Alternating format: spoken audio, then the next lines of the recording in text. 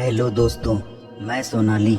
आज मैं आप सभी को अपनी ज़िंदगी की सबसे खतरनाक घटना के बारे में बताने जा रही हूँ, जिसे सोचकर आज भी मेरे शरीर के रोंगटे खड़े हो जाते हैं।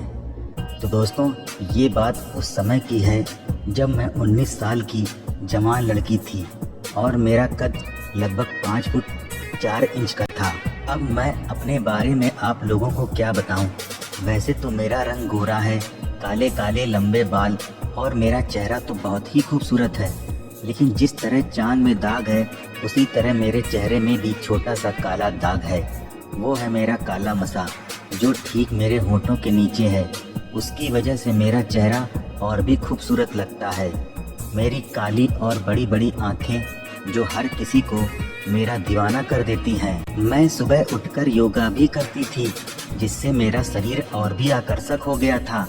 वैसे तो मैं शादी के बाद अपने पति का प्यार पाना चाहती थी, लेकिन मेरी किस्मत में कुछ और ही लिखा था। जब उस दरिंदे ने मुझे बांधकर मेरे साथ गलत किया था, आज भी उस हादसे को मैं ना भूल पाई। ये बात उस समय की है जब मेरी गर्मी की छुट्टियां शुरू हो गई थी। मैं दिन भर घर में ही रहती थी और कोई भी काम भी नहीं करती थी, तो इसलिए मम्मी ने मुझसे कहा, तुम दिन भर कोई काम तो करती नहीं हो, तो जब तक छुट्टी चल रही है तुम पास में जो सिलाई वाली आंटी हैं उनसे तुम सिलाई ही सीख लो।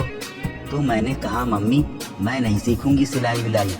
तो मम्मी ने कहा, तुम्हें जाना है, मैंने उनसे बात कर ली है और जो मैंने एक बार कह दिया वो कह दिया, बस अब कोई बात नहीं होगी। मैं चुप हो गई। मम्मी ने मुझसे कहा, कल से तुमको सिलाई सीखने जाना है और वो भी शाम को 6 बजे से 7 बजे तक, क्योंकि उनको इससे पहले टाइम नहीं है। वो उस टाइम में केवल तुमको ही सिखाएंगी और कोई नहीं होगा। मैंने उनसे कह दिया है ठीक से सिखाएं, कल चली जाना, मुझे दोबारा कहना ना पड़े। मुझे मम्मी की बात माननी ही पड़ी। मैं अगले दिन शाम के टाइम सिलाई वाली आंटी के घर पहुंच गई। जब मैं उनके घर पहुंची तो आंटी ने मुझसे कहा, बिल्कुल ठीक समय पर आई हो, मैं तुम्हारा ही इंतजार कर रही थी। मैं घर के अंदर आ गई। कुछ देर बाद आंटी ने मुझसे कहा, मैंने तुमको इस टाइम इसलिए बुलाया है ताकि मैं तुमको ठीक से सिखा सकूं।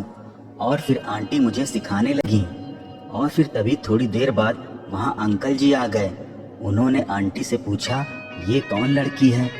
फिर आंटी ने अंकल को मेरे बारे में सब बताया। वो अंकल सर से पांव तक मुझे ऐसे देख रहे थे जैसे मुझे खा ही जाएंगे। और फिर वो मेरे पास आए और मेरे सर पे हाथ फेरते हुए बोले, तुम जल्दी ही सीख जाओगी सिलाई। और फिर मुस्कुराते हुए वहाँ से चले गए। और फिर आंटी ने मुझे पूरे 1 घंटे तक सिलाई के बारे में बताया। फिर मैं घर चली गई। ऐसे ही धीरे धीरे समय बीतता गया। मैं कुछ ही दिनों में बहुत कुछ सीख गई थी। एक दिन मैं सिलाई सीखने के लिए अपने समय पर उनके घर गई, तो मैंने देखा कि दरवाज़ा खुला था, तो मैं अंदर आ गई। जब मैं अंदर आई तो अंदर से आंटी की सिसकारियों की आवाज़ें आ रही थी। जब मैं और अंदर गई तो मेरी आंखें फटी की फटी रह गईं। मैंने देखा अंकल और आंटी आपस में उछल कूद मचा रहे हैं। तभी मैं अपने मुंह में हाथ रखकर बाहर आकर बैठ गई। कुछ देर बाद वो बाहर आई। उनको देखकर लग रहा था अंकल ने बहुत तेजी से उनकी मशीन चलाई थी, क्योंकि वो पैरों को फैला फैला कर चल रही थी। एक दिन मैं सिलाई सीखने नहीं गई थी और उसी दिन आंटी जी अपने मायके 2 दिनों के लिए चली गई थी और मुझे पता नहीं था। मैं अगले दिन उनके घर पहुंची तो दरवाज़ा खुला था। मैं सीधे अंदर चली गई। कोई बाहर था ही नहीं, तो मैं आंटी को बुलाने के लिए अंदर और चली गई। जब मैं अंदर गई तो मैंने देखा अंकल जी टीवी में उछल कूद वाली फिल्म लगा कर देख रहे थे। मुझे पता ही नहीं था कि वो ये देख रहे होंगे, इसलिए मैं सीधे अंदर चली गई।